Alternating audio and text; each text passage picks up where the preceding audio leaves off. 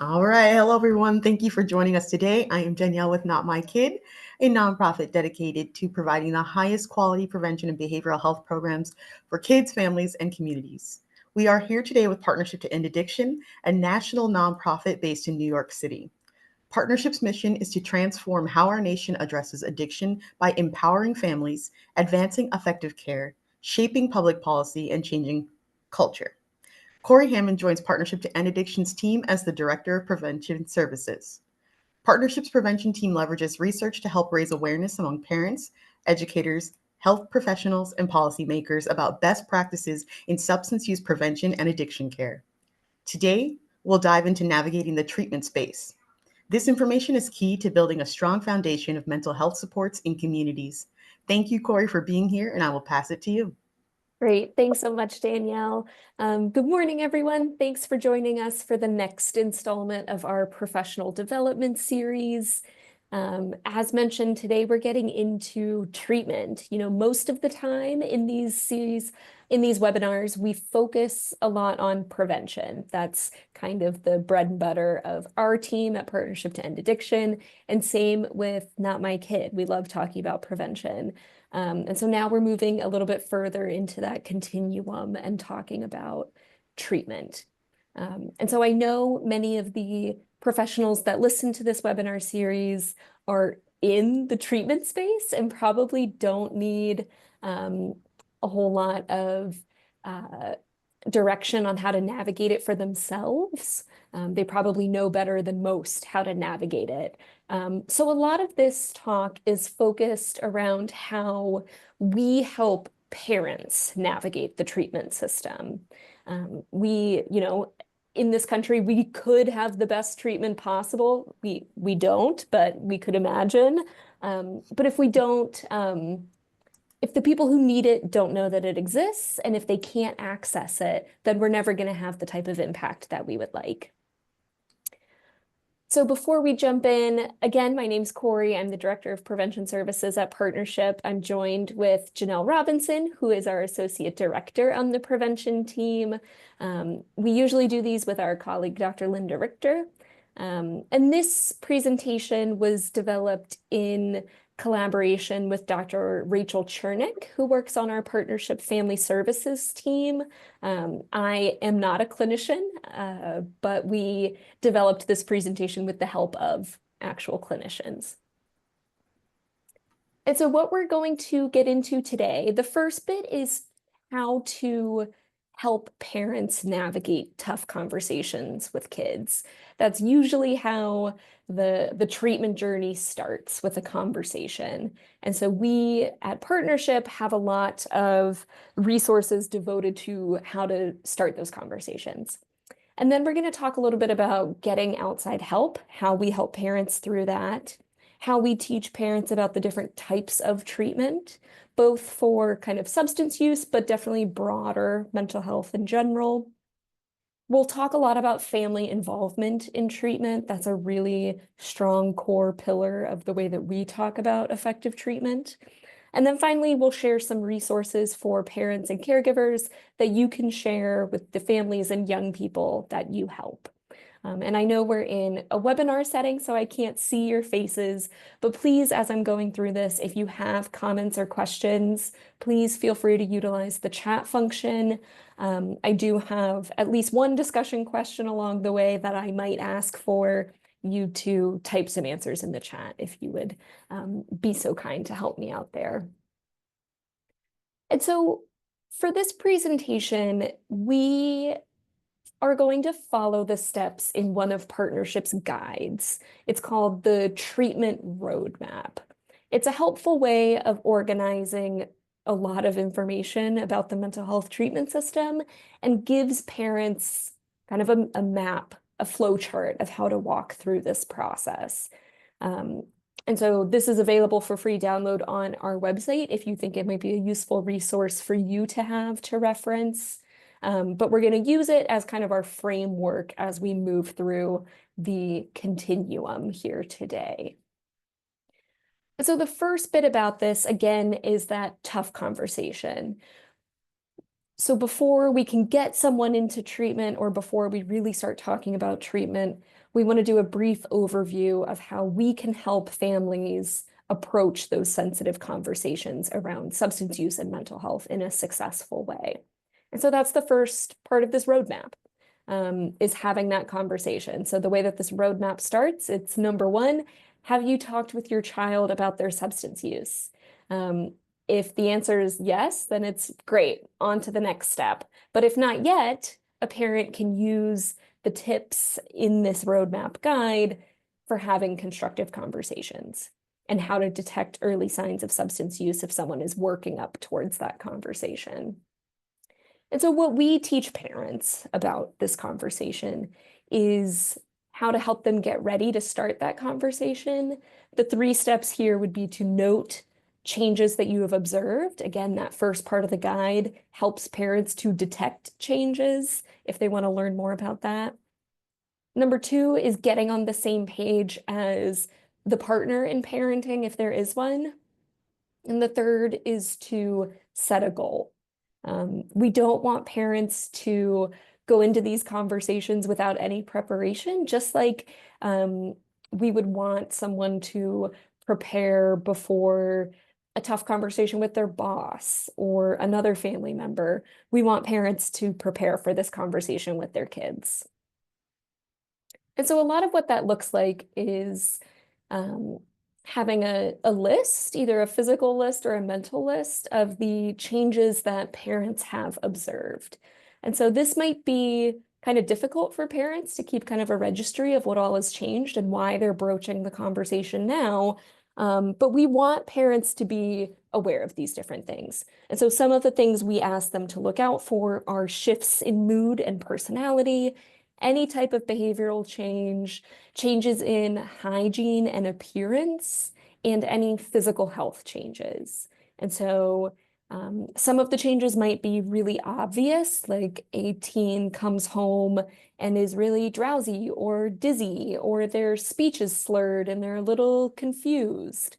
But some of them might be a little more subtle, like a general loss of interest in academics or things that they used to like, some changes in their friendship dynamics, or some increased isolation, lack of focus, either in school or outside of school, some failure to fulfill responsibilities at home or at school. And so the whole point of keeping kind of a registry of these things is so when this conversation starts, a parent can portray them as objective facts. You know, I've noticed that you don't hang out with this friend anymore. You've been coming home later and avoiding us in the evenings, rather than just speculating or sharing kind of much more broad strokes.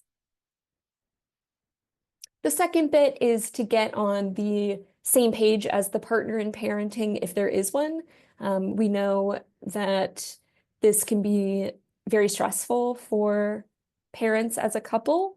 And so it doesn't necessarily mean that both parents need to 100% agree on how they're going to approach this, but really just a united front if possible. And acknowledge and validating that it is a stressful situation and that they're going to need each other's support. So what this looks like is reminding each other that nobody is to blame for what's going on with their young person, coming to an agreement on the position that they may take, trying to not undermine or talk poorly about each other, and trying to come from a health-based place of love when talking to the child, even though we know this is a stressful conversation. And the third bit kind of builds on the second one, but it helps to set a goal or a few goals for this conversation. You know, this is what we hope to accomplish through talking to our kid, whether that's just kind of sharing and validating love, resetting some boundaries that may have been broken, clarifying expectations, and then sharing those concerns around substance use or behavior. These are just some examples of goals if someone's looking for them. We encourage parents to kind of choose their own and have a conversation about it. And so another thing that we tell parents to do is try to prepare themselves for their kids' reaction, albeit maybe not always the best reaction. And so we know that kids often are not really stoked about being approached by about their substance use, and probably maybe that's to be expected. And so some things that we teach parents in our guides are how to kind of buffer some common rebuttals from teens and how to respond. And so kids might say something like, "You went through my stuff, you're a snoop." So we want parents to remain calm. We want them to, if they made the choice to go through belongings, to defend that choice by expressing, again, the concern for health and safety. They can say something like, "I'm sorry you feel that I broke your trust, but as a parent, my job is to keep you safe and healthy, and therefore I have to step in when I believe that you're doing something unsafe." A teen might call you a hypocrite because you smoke or drink. Again, a common thread here: remain calm, focus on the issue at hand, that we want parents to know that the main point is you don't want your teen using substances. You can say, "I wish I had never started smoking because it's so hard to stop." You can explain that there's a big difference between youth substance use and adult substance use because of the developing adolescent brain. So it's legal for adults to drink, and it's illegal for people under 21 because their brains are not developed to handle alcohol safely. If you're someone in recovery, you could say, "I love you too much to let you experience the pain of what I went through," kind of learning from those mistakes, maybe. And then what if they deny it? So we tell parents, again, to remain calm, stay focused on the goals that you have for that conversation. A parent could say, "I see a lot of warning signs and love you too much to let anything happen to you. I'd love to talk about what's going on so I can figure out how to help you. I have no intention of getting mad or punishing you." So just some strategies for parents there. So again, we have a list of do's and don'ts here.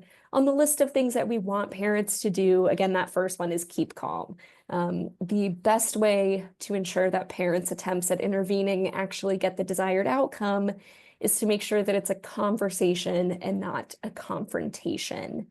And so that often means a series of conversations over time, not just one.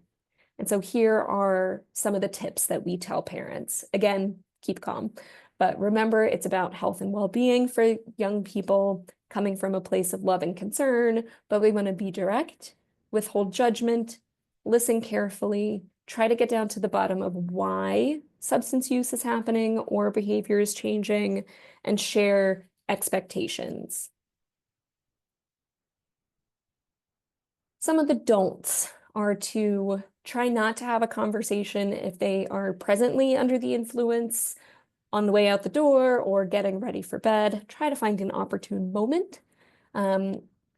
This is from Dr. Chernick. She loves to talk about how you don't want to have a conversation if someone is hungry, angry, lonely, or tired, the HALT acronym. So just trying to make sure that everyone's in a good place physically, mentally, emotionally before you engage in what might be a stressful conversation. Try hardest to not get defensive, even though we know that's difficult. Don't take what they say at face value. Maybe try to decipher some body language and read between the lines. We know that teens might get defensive or deny or feel kind of embarrassed or shamed about what's going on. And so we don't want to just take what they say at surface value. We really want to try to get down to the why. And don't, be distracted with a phone. Try to put phones away during these conversations.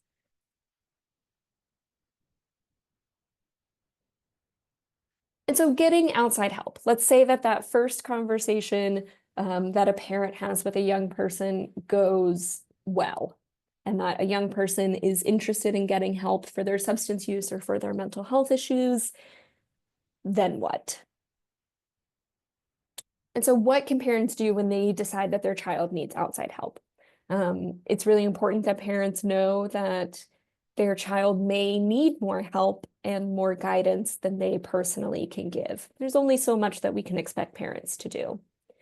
It may be scary for them to think about, but outside help doesn't always mean rehab. We want the response to match the situation. If a young person tries vaping for maybe the very first time, sending them immediately to inpatient rehab might be a bit of an overkill.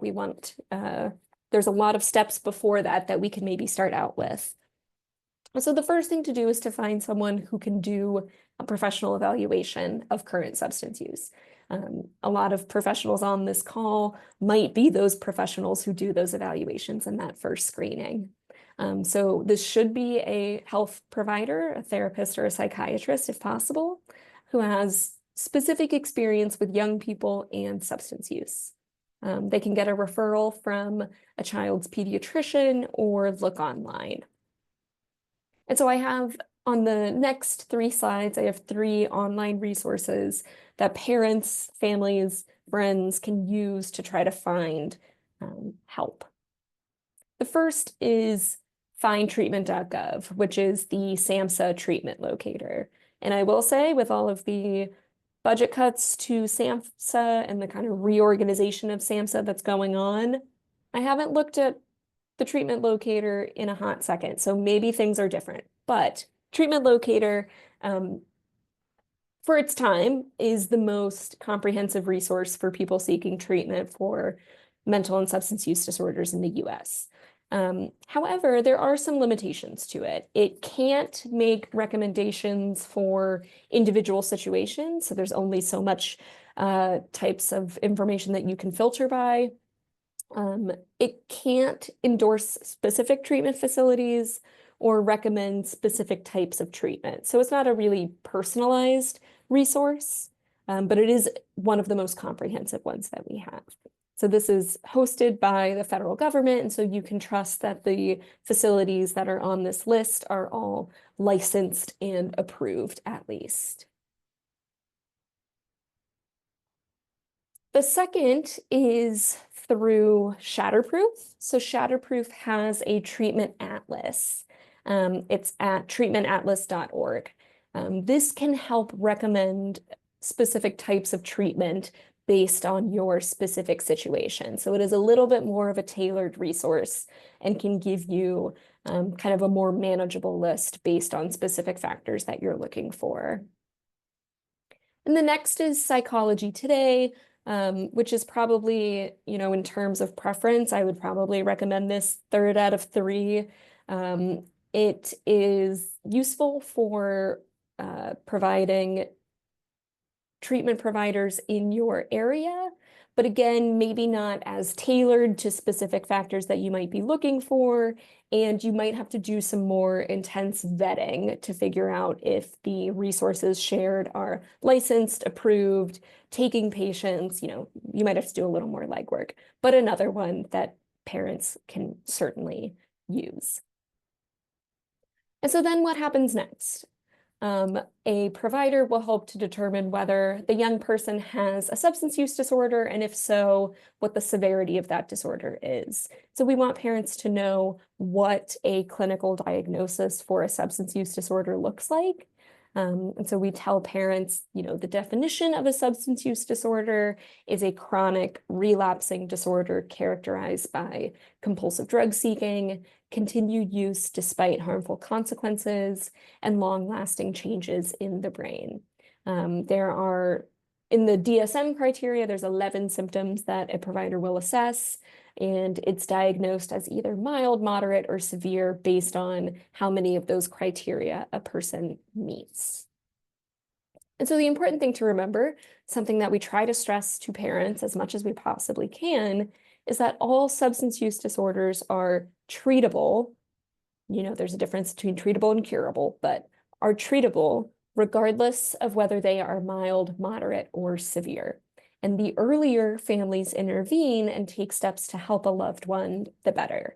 And so we kind of use this tenet to try to convince parents, don't just wait if there's red flags appearing in a young person's health. It's not something that we just want to brush off as a phase that they're going to grow out of. You know, we really want to encourage families to seek help if they think they might need it. And so again, this is a review slide if you joined us for the co-occurring disorders presentation last month. We want to remember that there are a lot of young people that are in need of mental health services. We know that 50% of all mental health problems surface by age 14 and 75% surface by age 24. So it's very likely that if a young person is going to have mental health or substance use issues, that those kind of seeds would emerge early in life. And so we want parents to have this on their radar, know what to look out for, and know how to get help early. And again, because that window of opportunity when it comes to co-occurring disorders is so important.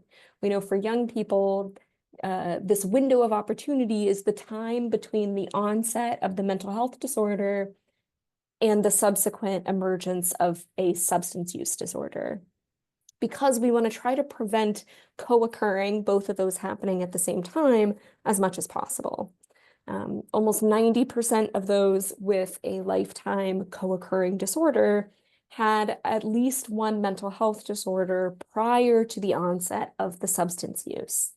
And so very generally, the mental health disorder occurs in early adolescence, median age of about 11, followed by a substance use disorder 5 to 10 years later. So that window of opportunity for someone, if they meet the median, would be the time between 11 and 21 years old, is that window of opportunity that we want to get them help. So once a child has developed the substance use disorder, treating it in tandem with the mental health disorder becomes a lot more complex and a lot more difficult, especially because many of our treatment facilities and our treatment system is very fragmented in the US, and it becomes a lot harder to get integrated treatment for both of these things at the same time. So if we can prevent that from happening, that would be ideal. So a little bit about the different types of treatment. We understand that this can be a really overwhelming process for families to try to navigate on their own. So again, going back to this roadmap, we want to educate parents about the types of options that are out there.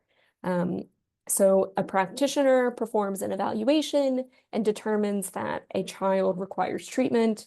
They will likely make a recommendation on what type of treatment is best suited. But there's a lot of different options out there. And so we want to walk through some of the different ways to understand treatment recommendations given by providers, maybe like yourself.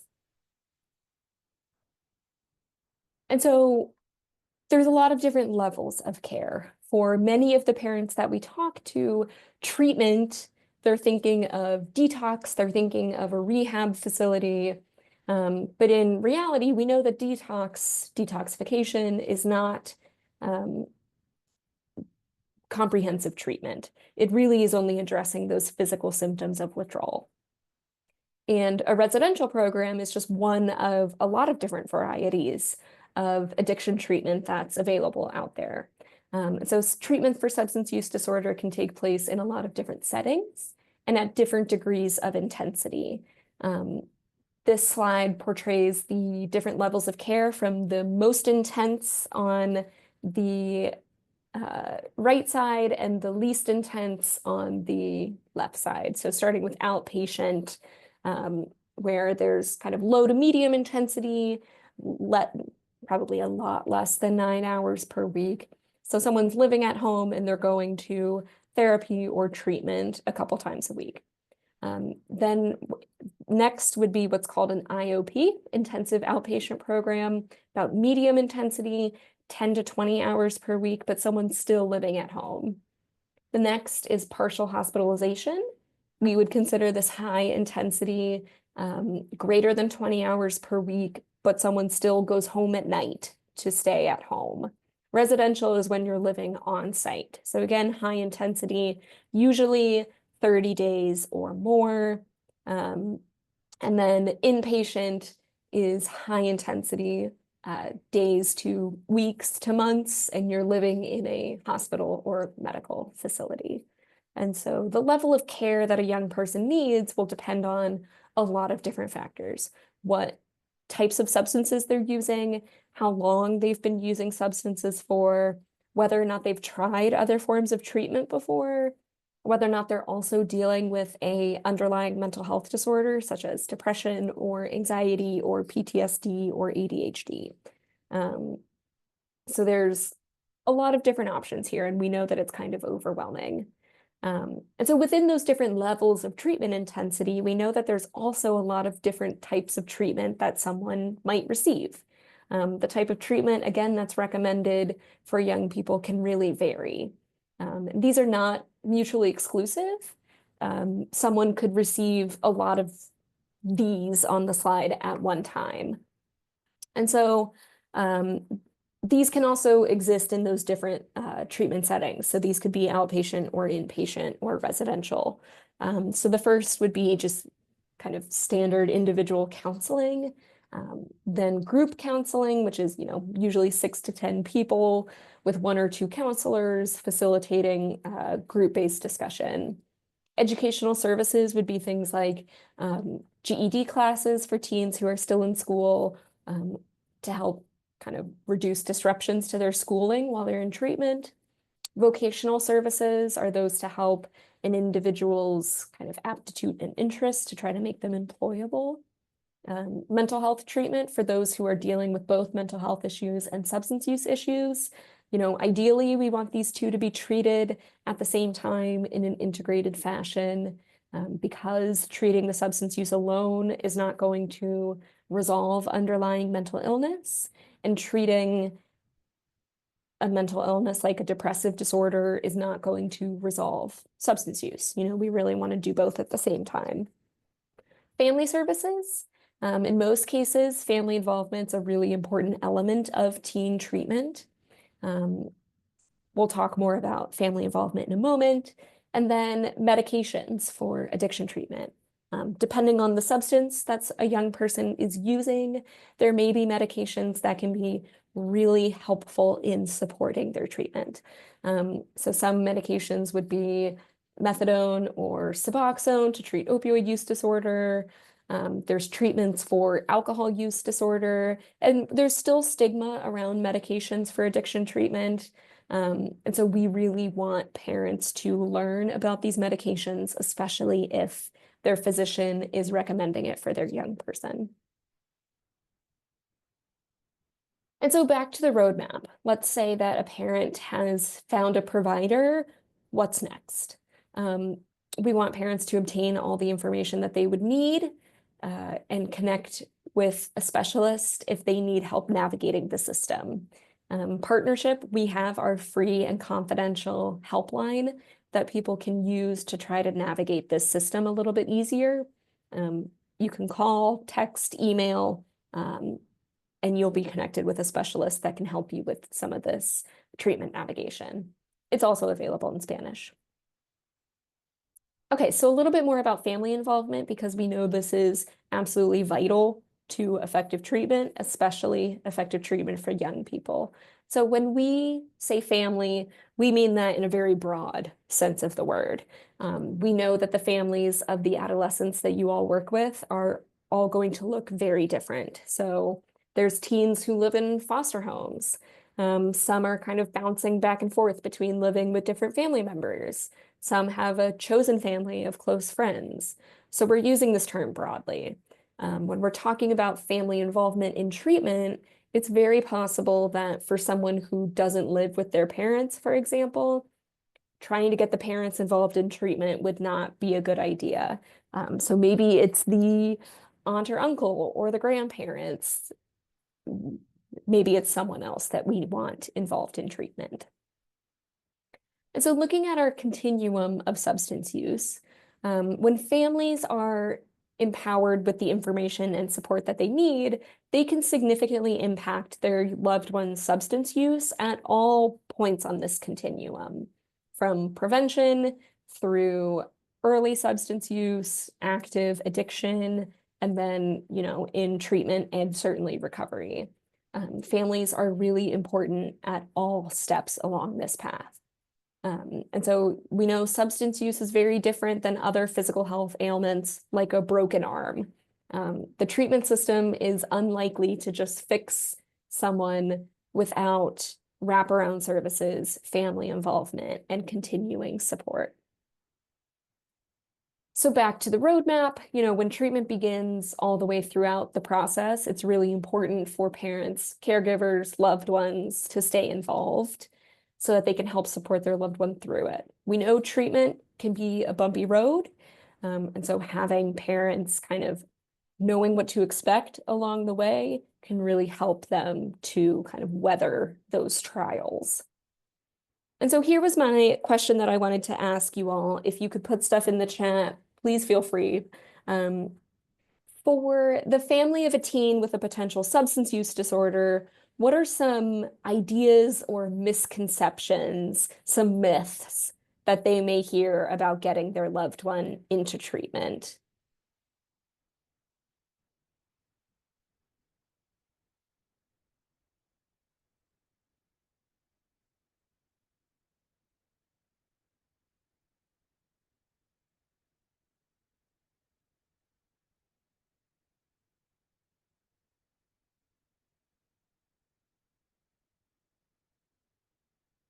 I think one that comes up a lot for parents is this idea that um, their kid needs to hit rock bottom, that they're never going to be able to get help unless they hit rock bottom. I think that's a misconception that we work with parents on a lot. So what are maybe some other things like that?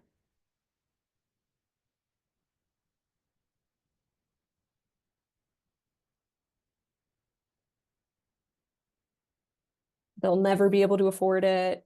It's embarrassing.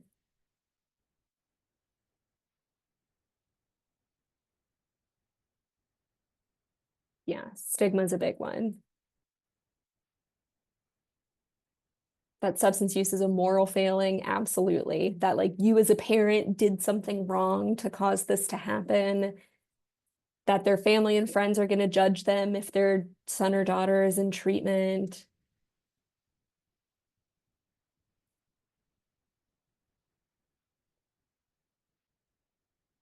Yeah, so there's a lot of things that parents hear and parents are concerned about when they're thinking about getting their loved one or their child into substance use treatment. There's naturally a lot of barriers.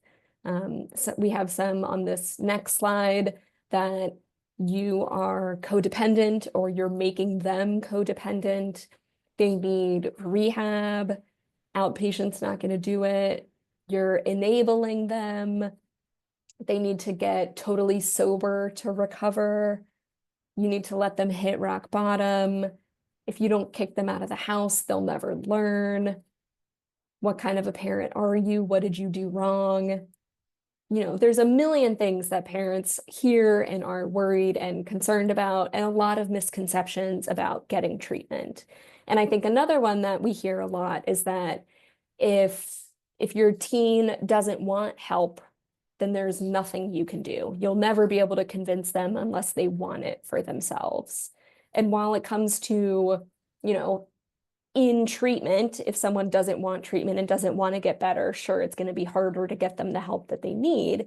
But there are things that we can do as family members and loved ones to try to make that path a little bit easier and make it more likely that someone might get into treatment. And so part of that we talk about a lot is the CRAFT approach. I don't know if this is something that you all use in your clinical work here, but I am not a CRAFT expert, but the partnership has a lot of CRAFT experts. So they helped me with this part of the presentation. And so if you haven't heard of CRAFT, CRAFT is Community Reinforcement and Family Training. So it's shortened to CRAFT. And it is an approach for families who have a loved one struggling with substances, but the person's not super interested in making changes or getting help. And so CRAFT is about learning a different method of communication and a different way of supporting that loved one. It's about taking care of yourself as the caregiver or the parent or the loved one, while also learning how to interact with that person in a different, more effective and healthy way. And so, more traditional methods of like forced interventions, or tough love, or just distancing yourself or cutting someone off, we don't want that to be a choice that parents feel like they have to make. So craft is a series of strategies that are taught to mostly parents, but loved ones, about how to communicate positively even when things aren't going well, to use positive reinforcement to focus on what is working well, and taking real steps and developing a real awareness of what it means to take care of yourself, as a priority for the health of the whole family unit. And so a little bit more about craft. Craft is for family members. They have an acronym for everything. So family members are FM. Concerned significant others is also a common one, CSOs. They're the focus of craft. And so craft teaches family members and concerned significant others how to take care of themselves and change interactions within their loved one so that they can get the help that they need. The three main goals of craft are A, to decrease the loved one's substance use, B, get the loved one to enter treatment, and C, increase the family's well-being even if the loved one doesn't enter treatment. So even if the person doesn't go to treatment, the family is going to be better off for implementing some of these tenets. And so how does craft help? It helps the family member learn about their own behaviors that may unintentionally promote substance use in their loved one. And it helps them to replace those behaviors with new and positive ways to communicate and solve problems. And so why work with families? Why have families involved? We know that individuals with substance use disorders often report that their family's influence prompted them getting help. And research shows, a lot of research shows that supportive family involvement leads to more successful treatment adherence and better treatment outcomes. A little bit more on this. Often family members or CSOs need help themselves based on kind of what's been going on, whether there's been some interpersonal violence or conflict, verbal assaults, financial problems, a lack of support. Dealing with a family member who has addiction and trying to get them help and weathering that storm is really stressful. And so the family unit needs help also. CSOs are often excluded from treatment or regarded as the source of the problem. They often get a lot of blame, and so we want to try to reduce that stigma. In early programs with people who use substances, so there was a precursor to craft, found family members to be the crucial collaborators in treatment. And so that's why they rebranded craft and remade it to focus on the family member, because the family member was the most important part. So a little bit more about craft. These are some of the skills that someone in craft training would learn. How to identify triggers in their loved one, when are they most tempted to use, how to improve that communication, how to work on some positive reinforcement, how to employ natural consequences, the natural consequences that are directly related to the substance use, identify emotional barriers, so addressing things that could be making people unhappy and encouraging working towards improving their circumstances. Working with a craft certified therapist, being in therapy is not a prereq for craft, but it can help a lot. And continuing offering support. A lot of parents and family members understandably find craft really hard at first, because it's the total opposite of that tough love approach that we've been surrounded by and that kind of society says is necessary. So many people are understandably frustrated with their loved one and frustrated with the current situation, and they find it hard to positively reinforce behaviors and work towards improving circumstances. So there's a learning curve here, understandably. And so now I'm going to, if I can get this to work, the founder of Craft is kind of a kooky guy, but he very smart and there's a lot of research behind what he does. So I was going to share a quick little video about Craft. So let me share. Oh, it's not going to let me share sound. Okay, so maybe I'll skip the video. I can send it in an email afterwards if people are interested. Okay, so let me go back to my, okay. Sorry for the brief pause there. I'll put this in the chat afterwards if you would like to watch this. And if you are just interested more in Craft, if you're someone who thinks that you could use this in your clinical practice and would like to get trained on it, Partnership has a lot of Craft trainers that we would be happy to get you in touch with.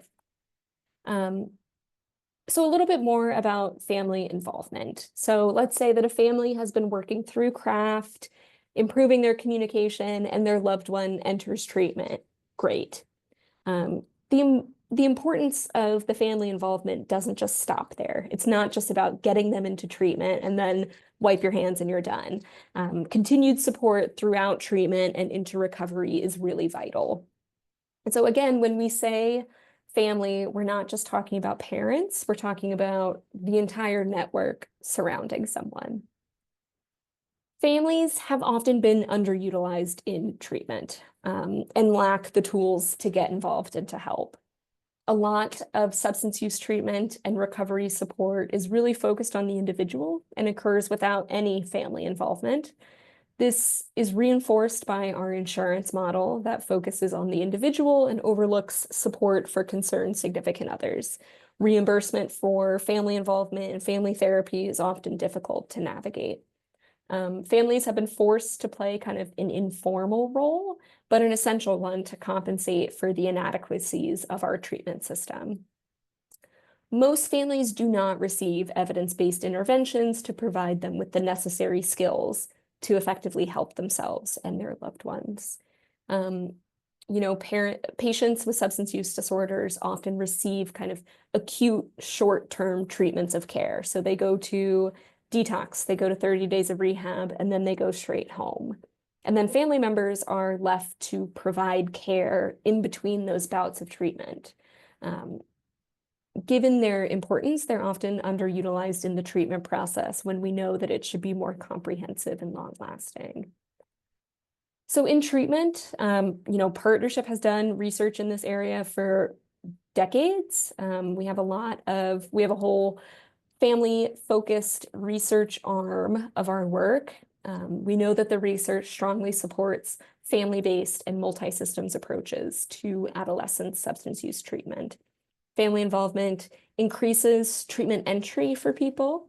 It enhances treatment completion and is linked to better outcomes. In a huge meta-analysis, 5 out of 6 treatments that were effective for young people in substance use were family-based interventions. So a little bit more back to the roadmap, continuing care.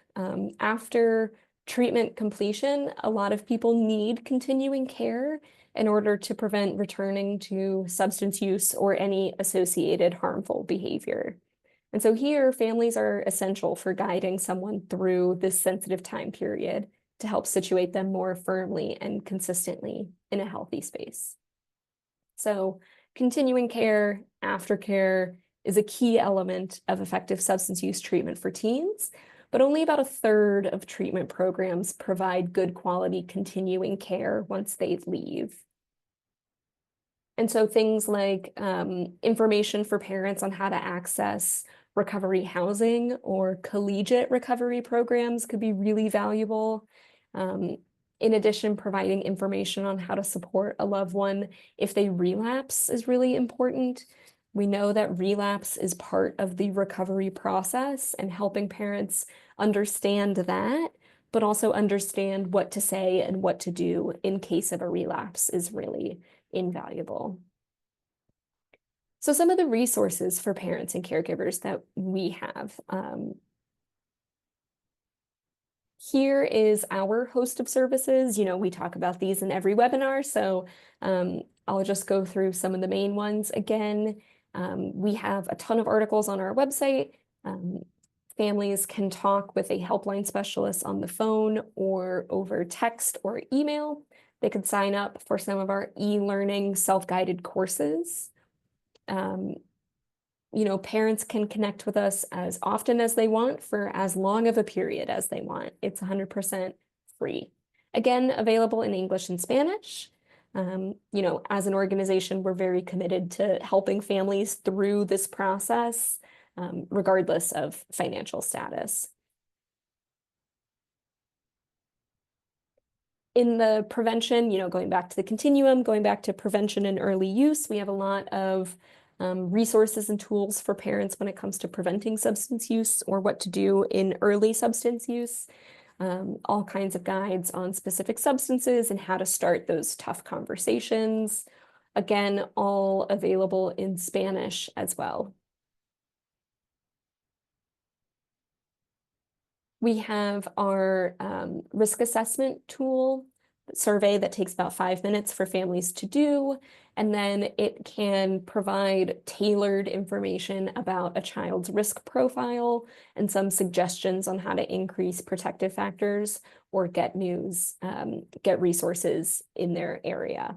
Again, also available in Spanish. We have treatment plan help.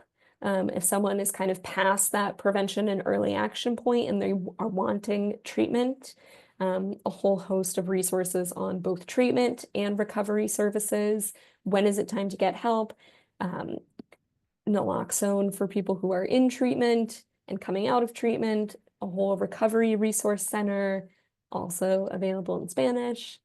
And when we talk about treatment, we are often thinking of other substances and not tobacco, but we know that tobacco is extremely addictive and it's really hard to quit. So we wanted to make sure to share some resources for young people to help stop vaping, since that is one of the most common substances that young people might be struggling with. And getting help is not just reserved for harder drugs or illegal substances. There's a lot of help out there for vaping cessation as well. And so we can send this slide if you would like some of these resources, but CDC has a lot. Truth Initiative, smokefree.gov, National Cancer Institute, smoke-free texting program is really great, and American Lung Association's Not on Tobacco, so helping teens stop tobacco.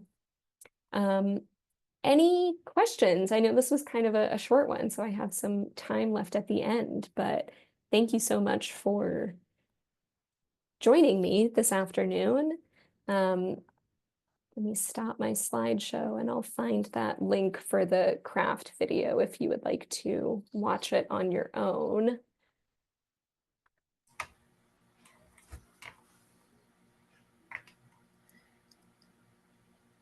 Awesome. Thank you so much for dropping that link in there, Corey. We appreciate you. I'm not seeing any questions coming through, but if anyone does have any questions, please feel free to reach out to us at Not My Kid. You can find us at notmykid.org. And we appreciate you for being on this call. Thank you, Corey. Thank you, Janelle. And I hope that everyone has a great rest of their day. Thanks so much.